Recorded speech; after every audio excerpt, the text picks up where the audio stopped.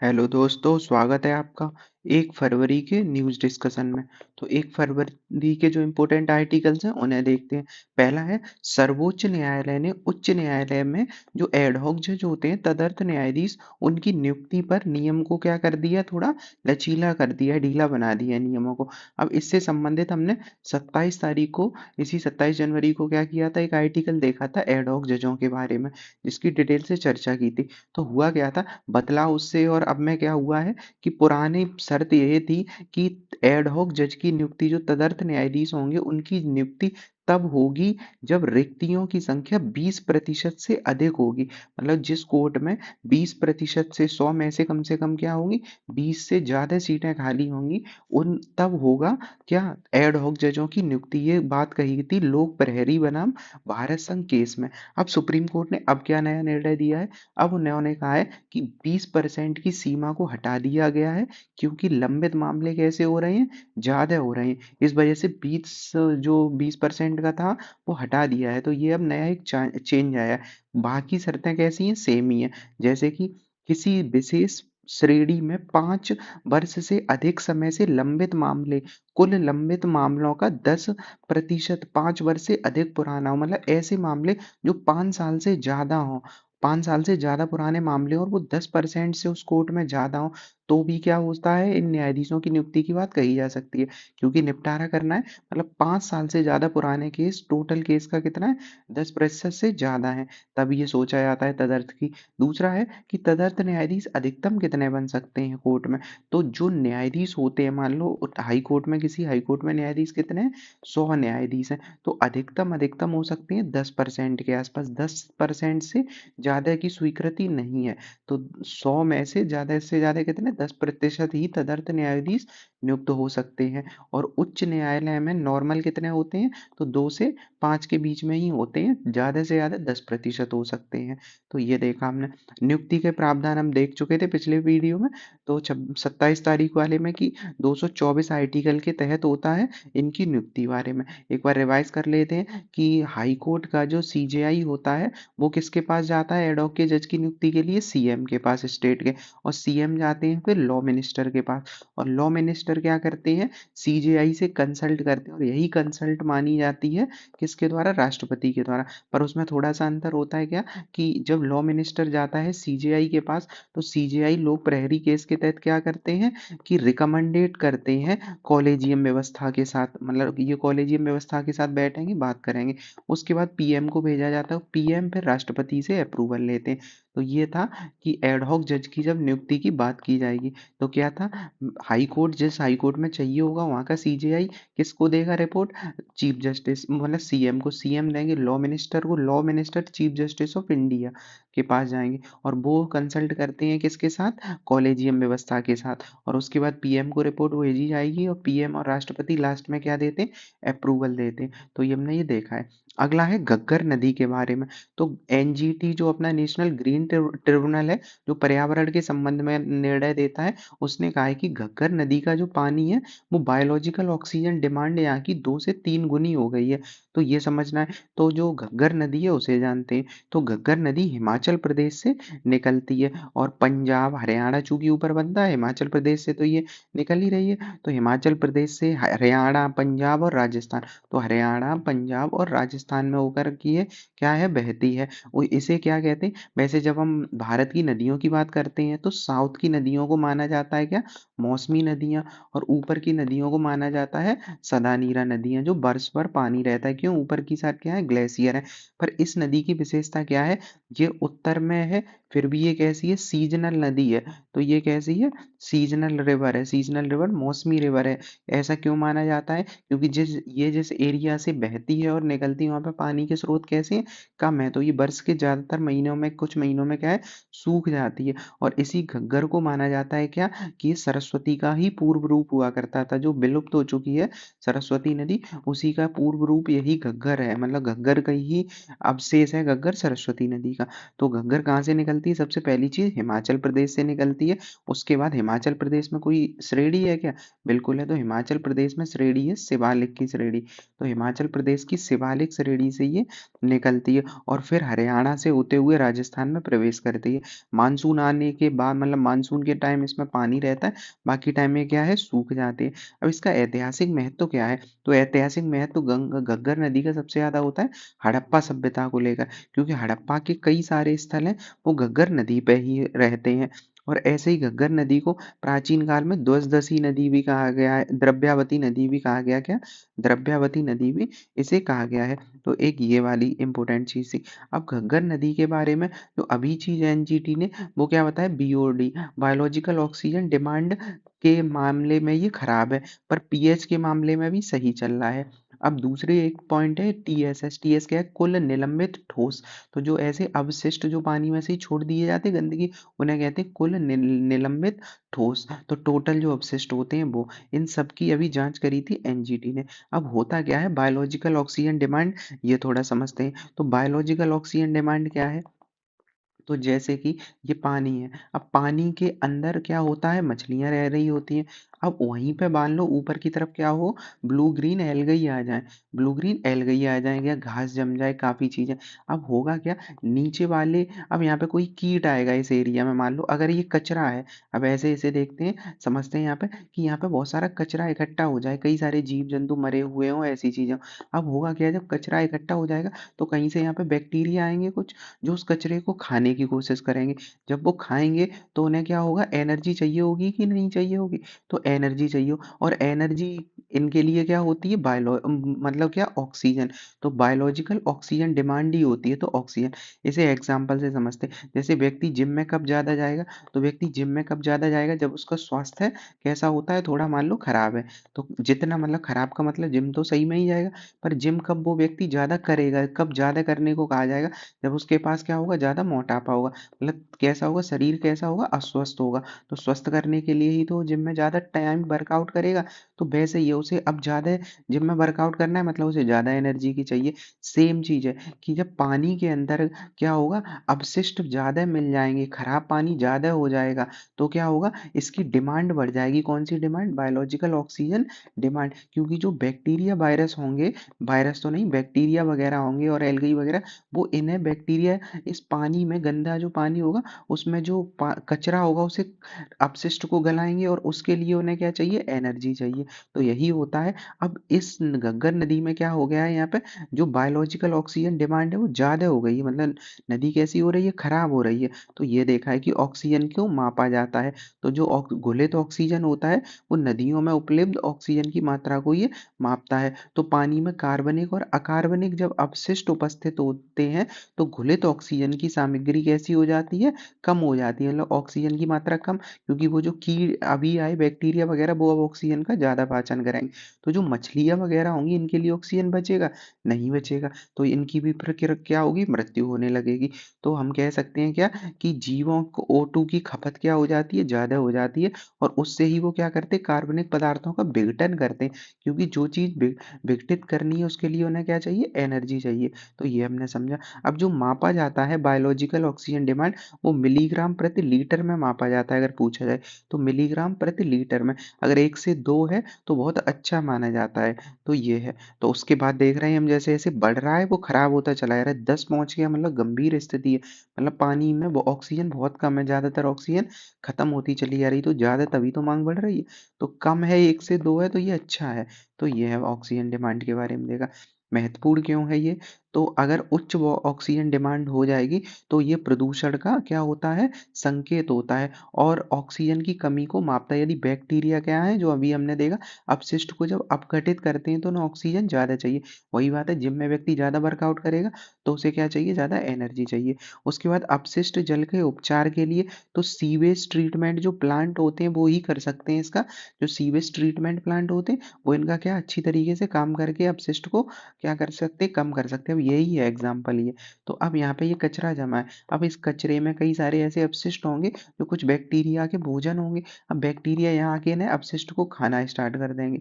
अब होगा क्या, इस पूरे पानी में ऑक्सीजन तो लिमिटेड ही है ना, अब ये ऑक्सीजन को ज़्यादा खपत करने लगेंगे, तो इससे ये एरिया कैसा हो जाएगा, खराब हो जाएगा, और यहाँ जो मछलियाँ होंगी उनकी ऑक्सीजन कम हो जाएगी और उनकी भी मृत्यु होने लगेगी। तो ये देखा। तो अब उच्च ऑक्सीजन डिमांड कब होती है, तो जैसे अनौपचारिक सीवेज ट्रीटमेंट वाला पानी इसी में डाल दिया है, मतलब जो सीवेज का पानी है उसे शुद्ध नहीं किया और इसी में डाल दिया। दूसरा, औद्योगिक जो कचरा निकला वो इसमें बहा दिया।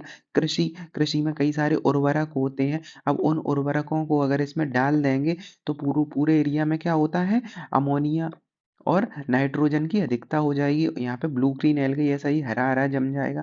अब ये हरे जम जाएंगे, इससे क्या हो जाएगा, वो ऑक्सीजन की खपत करेंगे, तो पौधे सड़ते गलते हैं, मृत जीव, इससे भी ऑक्सीजन की डिमांड। अब ज़्यादा मछलियाँ अगर मरेंगी तो ज़्यादा खाने वाले जीव आएंगे, और ज़्यादा खाने वाले जीव आएंगे तो ऑक्सीजन की डिमांड भी बढ़ जाएगी। तो सारी चीज़ें कनेक्ट हैं ये वाले, ऐसे ही सड़े पौधे वगैरह। परिणाम क्या होते हैं, जलीय जीवन पर प्रभाव पड़ेगा, ऑक्सीजन डिमांड जब बढ़ेगी बिल्कुल होगा। कमी से मछलियाँ और जलीय जीव मरने लगेंगे, पहली चीज़। गुणवत्ता में गिरावट आएगी, पानी कैसा दिखेगा, दुर्गंध और पानी का रंग भी बदला दिखेगा। इसके बाद शैवाल इस एरिया में ज़्यादा आ जाएंगे, क्योंकि जहाँ क्या होगा, ये जहाँ अपशिष्ट ज़्यादा होंगे तो अपशिष्ट ही तो भोजन होते हैं शैवालों का, तो वो अपशिष्ट ज़्यादा हो जाए, शैवालों का विकास होने लगेगा, स्वास्थ्य जोखिम में पड़ेगा। अब यहाँ पे बीमारियां हो सकती हैं, कई सारी बीमारियां जो जल जनित होती हैं वो इस एरिया में ज़्यादा होंगी जहाँ ऑक्सीजन डिमांड कैसा है, ज़्यादा है। तो ये डिमांड ज़्यादा कहे तो इसका मतलब नेगेटिव पॉजिटिव नहीं है। डिमांड अगर ज़्यादा है तो ये कैसी है बात, खराब बात है।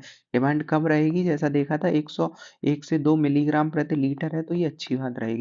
तो ये हमने इससे जाना। अब घाघरा नदी के बारे में जानते हैं, कौन सी नदी, घग्गर नदी। तो घग्गर नदी ये बह रही है, ये हिमाचल प्रदेश से होते हुए बीच में ये कैसी हो जाती, पानी इसमें कम हो जाता है, फिर ये पाकिस्तान की तरफ दोबारा दिखेगी और ये मिल जाती है इधर।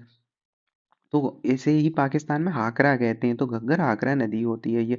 तो ये एरिया में बहती है घाघरा। पहले ये कहते हैं कि यही सरस्वती थी, क्योंकि पहले इसका कोर्स बदला हुआ है, पहले इधर की तरफ बहती थी। तो ये इसके बारे में है। तो घग्गर नदी केवल मानसूनी है, हिमाचल प्रदेश के शिवालिक एरिया से अभी देखा ये निकलती है, और सिंधु घाटी के कई सारे स्थल इस पे मिले हुए हैं, मतलब स्थल जो है वो इस एरिया में बहते हैं, क्योंकि जो अभी इसका मार्ग है वो 2000 एडी में, मतलब बीसी के आसपास ये क्रिएट हुआ था, मतलब हड़प्पा सभ्यता के समय ये नदी इस ओर बह रही थी सही से। तो ये हमने देखा इसके बारे में। अब अगला है कि स्वास्थ्य जो डब्ल्यूएचओ है, डब्ल्यूएचओ ने ये कहा है कि भारत में नमक लोग ज़्यादा खाते हैं। तो नमक लोग ज़्यादा खाने का मतलब क्या हुआ, कि नमक की खपत ज़्यादा है। अब नमक की खपत ज़्यादा है तो नमक से हाई ब्लड प्रेशर, हृदय रोग और स्ट्रोक जैसे जो हृदय स्ट्रोक होते हैं वो समस्या ज़्यादा बढ़ रही है, क्योंकि नमक क्या करता है, शरीर में एब्जॉर्ब हो जाता है, और वो जो जल क्षेत्र होता है, मतलब जो तरल पदार्थ होते हैं नसों में, उन तरल पदार्थों को एब्जॉर्ब कर लेता है। उससे कैसा होगा, गाढ़ापन सा बन जाएगा, और वो प्रेशर क्रिएट कर देता है नसों पे। इससे क्या होता है, हाई प्रेशर बन जाता है, जो ब्लड प्रेशर है हाई हो जाता है, स्ट्रोक जैसी समस्या आ जाती है। तो ये नमक मतलब सोडियम, तो ये खाने का ही नमक होता है सोडियम। अब डब्ल्यूएचओ ने कहा है एल ट्रिपल एस यूज कर सकते हैं। अब ये क्या है, LSSS, तो ये है लोअर सोडियम सॉल्ट सब्स्टिट्यूट। तो लोअर सोडियम मतलब नमक कम पर नमक भी, तो नमक कम सब्जी में नहीं लगेगा या खाने में, पर नमक की मात्रा कम जाएगी। तो ऐसा क्या होता है LSSS में, तो इसमें होता है पोटेशियम मिला होता है। तो इसमें सामान्य नमक की तुलना में सोडियम क्या होता है, थोड़ा कम होगा, सोडियम कम होगा, पर उसकी जगह पोटेशियम होता है। पोटेशियम नमक की तरह ही स्वाद देगा, पर पोटेशियम शरीर में दूसरे फायदे पहुंचाता है, और हमें नुकसान करने वाली चीज कम हो गई है और फायदे पहुंचाने वाली चीज ज्यादा हो गई है, और नमक कम लगेगा नहीं। तो इससे क्या हो सकता है, तो यही टर्म पूछा जा सकता है, लोअर सोडियम सॉल्ट सब्स्टिट्यूट क्या है, इसमें क्या मिला होता है, तो क्या मिला होता है, पोटेशियम होता है नमक की जगह पर। नमक तो होगा ही होगा, पोटेशियम भी होगा। अब डब्ल्यूएचओ क्या कहता है कि दिन में व्यक्ति को 10 ग्राम नमक खाना चाहिए, 10 ग्राम से कम ही खाना चाहिए, और इसमें 10 ग्राम अगर, मतलब वो 10 नहीं, 5 ग्राम अगर नमक खाओगे तो उसमें 2 ग्राम सोडियम होता है। अब होता क्या है, अपने यहाँ हम लोग डबल खाते हैं, 10 ग्राम खा रहे हैं, 10 ग्राम से भी ज़्यादा, तो क्या होगा, और पोटेशियम कम पहुंचता है शरीर में, तो ब्लड प्रेशर की समस्या कैसी हो जाती है, ज़्यादा हो जाती है। तो अब इसे समझते हैं थोड़ा सोडियम वाला को। तो सोडियम जो होता है वो एक खनिज है, सोडियम क्या है? एक खनिज है जो शरीर के लिए आवश्यक होता है, तो बिल्कुल आवश्यक है। नमक नहीं खाएँगे तो खराब ही है, तो आवश्यक होता है। ये सार्वजनिक जो नमक होता है अपना उसी में ये पाया जाता है, जिसे टेबल सॉल्ट भी कहते हैं, तो उसमें ये पाया जाता है सोडियम। तो ये हमने देखा सोडियम जो नमक होता है वो। अब हाई ब्लड प्रेशर कैसे करता है? तो जब ये सोडियम की मात्रा शरीर में जाती है, नमक खाया शरीर में गई, तो ये शरीर में जो तरल पदार्थ होते हैं जैसा कि अभी बताया, जो शरीर में तरल पदार्थ होते हैं रक्त में, ये क्या करता है, उन तरल पदार्थों में प्रेशर को बढ़ा देता है। क्यों? क्योंकि ये तरल पदार्थों को सोखने लगता है, नमक होगा तो वो सोख लेगा। इससे ही हाई ब्लड प्रेशर मतलब हाइपरटेंशन होता है। तो इससे ही होता है हाइपरटेंशन। तो हाइपरटेंशन होता है जो बीमारी और स्ट्रोक का कारण बनता है। ऐसे ही ये क्या करता है, दिल की बीमारी और ये सब कर दे। तीसरी चीज नमक क्या करता है, एक स्पोर्ट्स पर्सन के लिए भी होती है डिहाइड्रेशन। जो स्पोर्ट्स पर्सन होते हैं वो नमक को कम खाते हैं खेल के दौरान या उसके आसपास वाले दिनों में, क्योंकि ये क्या करता है, डिहाइड्रेट कर देता है। जैसा अभी देखा, ये तरल पदार्थ को एब्जॉर्ब कर लेता है, तो अगर नमक ज़्यादा खाएगा तो शरीर डिहाइड्रेट हो जाएगा, मतलब पानी की कमी हो जाएगी। तो अगर कहा जाए कि नमक से सोडियम की अधिकता से पानी की कमी होती है, तो बिल्कुल हो जाएगी। शरीर में पानी अगर सही मात्रा में रखना है तो सोडियम को संतुलित रूप से लेना पड़ेगा। एक और समस्या हो जाती है सोडियम से, वो होता है ऑस्टियोपोरोसिस। तो ऑस्टियोपोरोसिस में क्या होता है, ये एक बीमारी होती है जो हड्डियों को क्या कर देती है, कमजोर कर देती है। तो हड्डियां कैसी हो जाएंगी, कमजोर हो जाती हैं। तो ये भी समस्या इसी से होती है, सोडियम की उच्च मात्रा से। तो ज्यादा बढ़ेगी तो इससे भी ऑस्टियोपोरोसिस हो जाता है। बाकी और भी ऐंठन, सूजन, ये सारी समस्याएं इससे होती हैं। तो डब्ल्यूएचओ ने कहा है इसकी जगह LSSS यूज किया जाना चाहिए। तो ये हमने देखा, सोडियम शरीर में बनाए रखने में रक्तचाप को सही रखता है, और जो रक्त वाहिकाएं हैं उनमें लचीला रखता है। तो ये हमने देखा प्रभाव में। उसके बाद है ग्रीनलैंड। तो ग्रीनलैंड तो हम जानते ही हैं, जो अमेरिका है, उत्तरी अमेरिका। हमने एक बार इसकी मैपिंग भी करी थी कि उत्तरी अमेरिका जो है, तो उत्तरी अमेरिका का ये वाला जो एरिया है, ऊपर वाला एरिया, यही ग्रीनलैंड है। ये किसके अधिकार में है? तो अधिकार में डेनमार्क ने। ट्रंप ने कहा था क्या इसे बेच दो। तो ये वाला अभी ये क्यों चर्चा में चल रहा है, अभी ट्रंप की वजह से नहीं है आज चर्चा में। आज चर्चा में है कि ग्रीनलैंड का 75,000 से अधिक 7500 से अधिक झील है किसकी, ग्रीनलैंड की। वो कैसी हो गई हैं, भूरी हो गई हैं, मतलब ये ऐसी हुआ करती थी, अब वो इस तरीके में चेंज हो रही हैं। तो ऐसा हो रहा है सर्दियों से गर्मियों के मौसम में, मतलब आमतौर पर सर्दियों में होता है, लेकिन इस बार ये अभी होने लगा है। तो ये एक समस्या है। मेन बात है कि ऐसा क्यों हो रहा है, तो ग्रीनलैंड में परिवर्तन क्यों हो रहा है, क्योंकि आजकल क्या है, टेम्परेचर क्या हो रहा है, बढ़ रहा है। अब टेम्परेचर बढ़ा था 2022 में, बढ़ रहा है 2022 से यहाँ काफी ज्यादा। बर्फ पिघलेगी कि नहीं, तो बर्फ पानी में बदली, अब ये पानी बह रहा है। अब ये पानी में यहाँ पे पहले क्या होता है, ये परमाफ्रॉस्ट होता है। तो ये मेंस में आ चुका है एक बार। परमाफ्रॉस्ट क्या होता है, परमा से परमानेंट, फ्रॉस्ट मतलब जो ये होता है बर्फ, तो फ्रॉस्ट मतलब बर्फ। तो परमानेंट जो फ्रॉस्ट होता है, मतलब जहाँ 2 वर्ष या उससे अधिक समय तक क्या हो, बर्फ लगातार जमा होते, उसे क्या कहते हैं, परमाफ्रॉस्ट। तो इन एरिया में लगातार बर्फ जमा होती है। अब वो बर्फ कैसी हो गई है, पिघल रही है। साथ ही बारिश भी हो रही है यहाँ पे। अब वर्षा, अब जो बर्फ पिघलेगी वो बारिश में बदलेगी, क्योंकि बर्फ, पानी गर्म होगा और पानी क्या हो जाएगा, वर्षा में जाएगा, तो वर्षा ज्यादा होगी। अब यहाँ पे क्या होंगे, जो परमाफ्रॉस्ट के नीचे कई सारे तत्व भी तो जमा होंगे मिट्टी के नीचे। उनमें होगा कार्बन, लोहा, मैग्नीशियम, तो ये सारे तत्व होंगे। अब वो तत्व पृथ्वी पे आके इन नदियों में बह रहे होंगे, जो झीलें वगैरह है।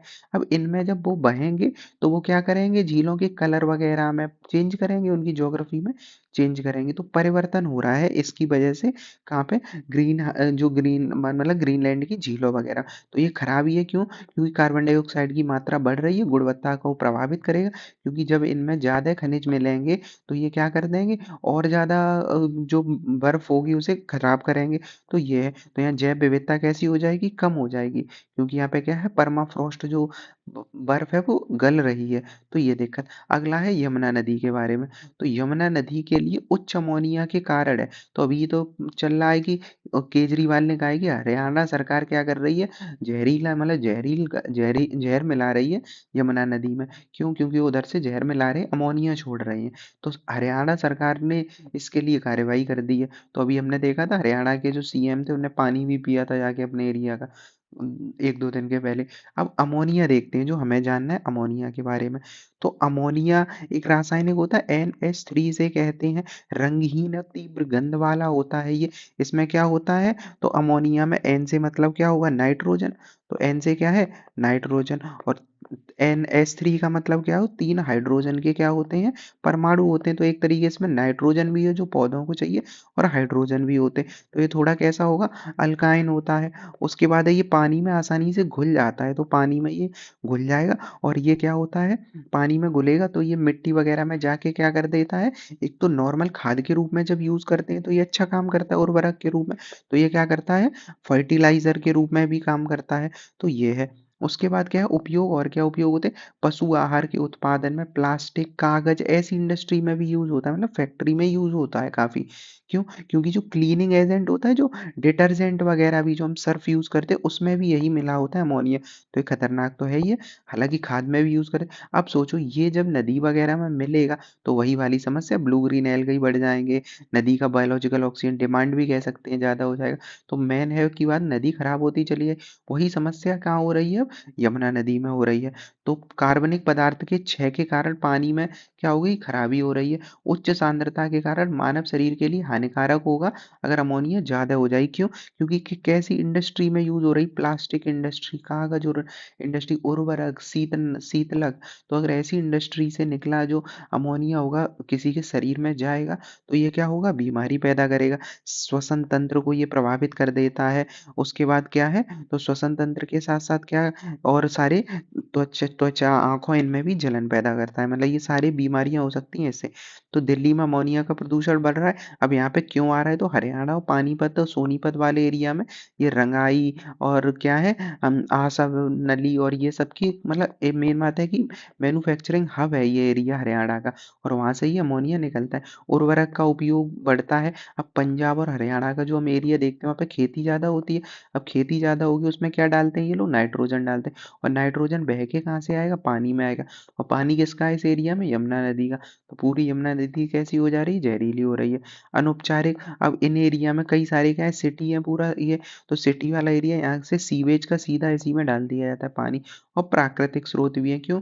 कार्बनिक पदार्थों का क्या हो रहा है, क्षय हो रहा है। तो ये हमने देखा इसके लिए। तो ये था 1 फरवरी का न्यूज़ डिस्कशन।